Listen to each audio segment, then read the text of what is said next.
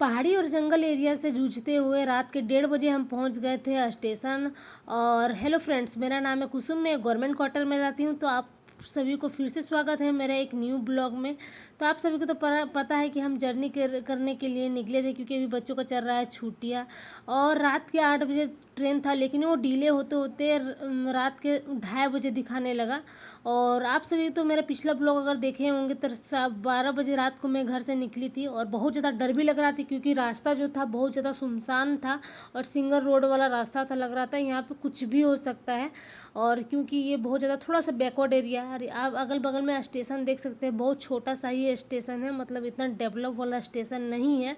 यहाँ पर मात्र 2 मिनट का ट्रेन का स्टॉपेज है। और हम रात के 1:30 बजे पहुँच गए थे, और हम यहाँ सीढ़ी में बैठे थे। और थोड़ी थोड़ी बारिश भी होने लगी थी, और हमें समझ में नहीं आ रहा था कि हम क्या ही करें, क्योंकि सामान भी था, बच्चे भी थे, और बारिश थोड़ा थोड़ा होने के कारण बच्चों को बहुत ज़्यादा ठंड भी लग रहा था। तो मैं अपनी छोटी बेटी को इस तरह दुपट्टे से ढक दी थी। और जैसे ही ट्रेन घुसने वाली थी, उससे 2 मिनट पहले इतना तेज़ बारिश होने लगा कि क्या ही बताएं। मतलब हम इतना ज़्यादा परेशान हो गए कि लग रहा था इस बार की जर्नी में हमारे साथ क्या ही हो रहा है, हमें समझ में ही नहीं आ रहा है। एक तो ट्रेन इतना लेट हो गया, उसके बाद ट्रेन आने के वक्त इतना तेज़ बारिश। हम तो घर से ही एक छाता लेके आए थे छोटा सा, क्योंकि घर में ही एक आध दो बूंद गिर रहा था। लेकिन मैंने ये नहीं सोचा था कि जस्ट ट्रेन पकड़ने के समय इतना तेज़ भयंकर बारिश आ जाएगी। मतलब सोच नहीं पा रहे कि हम लोग ट्रेन में किस तरह बैठे, क्योंकि सामान भी था, छोटे छोटे बच्चे भी थे। और यहाँ पे आप देख सकते हैं बहुत ज़्यादा डेवलप स्टेशन नहीं है, तो कहीं कहीं छावनी लगा हुआ है, हर जगह छावनी नहीं लगा हुआ था। और देख सकते हैं, आपको दिख रहा होगा कि दो लोग उधर से भीगते भीगते आ रही माँ बेटी। और बारिश के कारण बच्चों भी भीग जाने से तबीयत खराब होने का बहुत ज़्यादा डर था। तो मैं यहाँ पे मेरी बेटी को दुपट्टे से ओढ़ा दी थी, और हम रात के 2:30 बजे 3 बजे किसी तरह तो ट्रेन में बैठ गए थे। और सोते सोते मेरा 3:30 बज गया था। और सुबह ऑब्वियसली हमारा नींद बहुत लेट से खुला था, रात सुबह के बज गए थे 10। और 10 बजे उठते ही मेरी कीर्ति बोली, मम्मा मुझे भूख लगी है। तो बच्चों को मैं ब्रश व्रश करवा ली, और हम भी ब्रश कर लिए, और सब लोग फ्रेश हो गए थे। और अब लग रहा था थोड़ा सा ठीक कि सब कुछ ठीक है, बच्चे भी खुश थे। मेरी क्यूटो थी वो सोई हुई थी, और मैं यहाँ पे अपनी कीर्ति का कर रही थी कंघी। पापा भी मेरे कंघी कर लिए थे, और मैं भी अपना कंघी वंघी करके फ्रेश हो गई थी। अब सोच रही हूँ कि बच्चों लोग को साथ में नाश्ता करवा दूँगी। और मेरी क्यूटो अभी तक सोई ही हुई थी। और यहाँ पे मैं नाश्ते में लेके आ गई थी अप्पे। तो मेरी बच्चे लोग यहाँ पे नाश्ते में अप्पे खा रहे थे, क्योंकि मेरे दोनों बच्चों को अप्पे बहुत ज़्यादा ही पसंद है। तो दोनों के लिए मैं इसीलिए नाश्ते में अप्पे ही बना के लाई हूँ। मेरी क्यूटो भी सो के उठ गई थी, और यहाँ पे वो खुशी खुशी खा रही थी अप्पे। एक अप्पे खाया, दूसरा अप्पे खाया, तीसरा अप्पे खाते खाते मेरी क्यूटो को अचानक से इतना तबीयत खराब हुआ कि वो बहुत ज़्यादा उल्टी करने लगी। बैक टू बैक वो कम से कम 2 से 3 बार उल्टी कर दी। और मैं बहुत ज़्यादा परेशान हो गई कि मैं क्या ही करूं। और वो अचानक से लेट गई, और बहुत ज़्यादा डर भी लग रहा था कि अचानक से ट्रेन में अगर बच्चों का तबीयत ख़राब हो जाए तो हम क्या ही कर सकते हैं। यही खैर वाली बात है कि हमारा नेक्स्ट 2 स्टेशन के बाद हमारा स्टॉपेज आने वाला था। आप देख सकते हैं कि बोर्ड देखिए कि हम कहाँ पहुँच गए थे। तो हाँ, हम कतरास स्टेशन पहुँच गए थे। इसका नेक्स्ट स्टेशन हमारा डेस्टिनेशन था, हमारा स्टॉपेज था। तो कतरास के बाद आता है धनबाद। तो ऑब्वियसली हम लोग धनबाद ही जा रहे थे।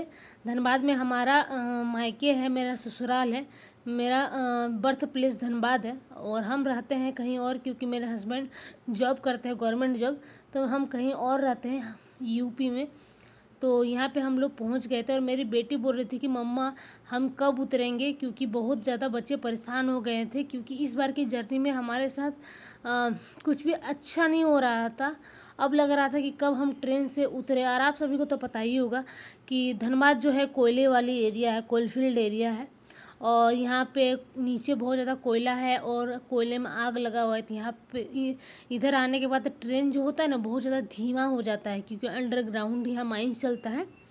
तो यहाँ ट्रेन आने के बाद थोड़ा सा धीमा चलता है, तो इसीलिए लग रहा था कि कब धनबाद स्टेशन आएगा तो हम उतरेंगे। और कि हाँ, कुछ इस तरह का आपको डंपिंग वम्पिंग देखने को मिल रहा होगा, जो डंप किया जाता है। और मेरे यहाँ भी मेरे पति देव भी इस तरह कोलफील्ड में एरिया में ही काम करते हैं। और यहाँ पे मेरे सारा सामान जो है समेट लिया है, और अब हमारा स्टेशन बस पहुँचने वाला है। स्टेशन घुस ही रहा था। मेरी बेटी भी अपना बैग वैग पहन के रेडी हो गई और वो फाइनली बोल रही थी मम्मा अब मैं ट्रेन से उतरूँगी। बच्चे भी बहुत ज़्यादा परेशान हो गए थे, मैं भी बहुत ज़्यादा परेशान हो गई थी। मेरी क्यूटू को नहीं तो मैंने 2 से 3 बार उसका कपड़ा बदला क्योंकि बहुत ज़्यादा वो उल्टी कर रही थी। उसका चेहरा देख सकते हैं, बहुत ज़्यादा वो उदास हो गई।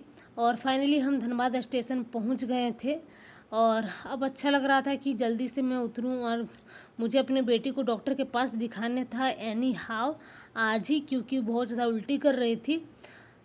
तो फटाफट हम लोग अपना अपना सामान उतारते हैं और ट्रेन से उतर के स्टेशन में आके बैठ जाते हैं क्योंकि बहुत ज़्यादा थक गए थे। और ये रहा धनबाद स्टेशन में उतरने के बाद हम यहाँ पे बैठ गए थे चेयर में और बहुत ज़्यादा थकावट भी हो गया, तो बोले कि थोड़ा सा रिलैक्स कर लेते हैं, उसके बाद फिर सामान लेके निकलते हैं क्योंकि सामान लेके चलना भी है।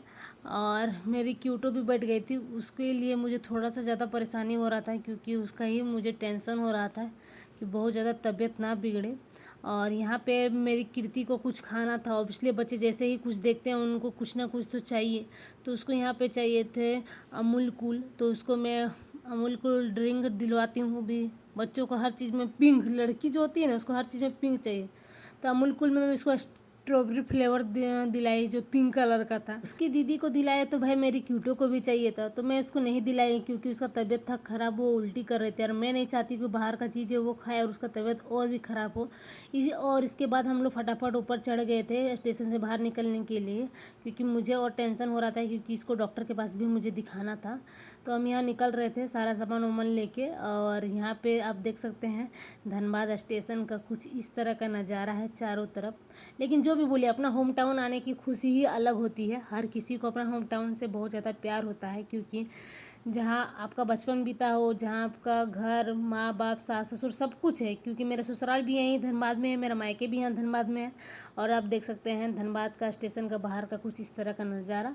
तो आज का ब्लॉग मैं यहीं तक रखती हूँ। आई होप मेरा ये ब्लॉग आप लोग को अच्छा लगा होगा, तो प्लीज़ मेरे चैनल को लाइक शेयर सब्सक्राइब जरूर कर दीजिएगा। और कौन कौन धनबाद से मेरा ये ब्लॉग देख रहा है तो आप लोग तो मुझे ज़रूरी सपोर्ट कर दीजिएगा क्योंकि अपने घर के ही लोगों को ही तो बोल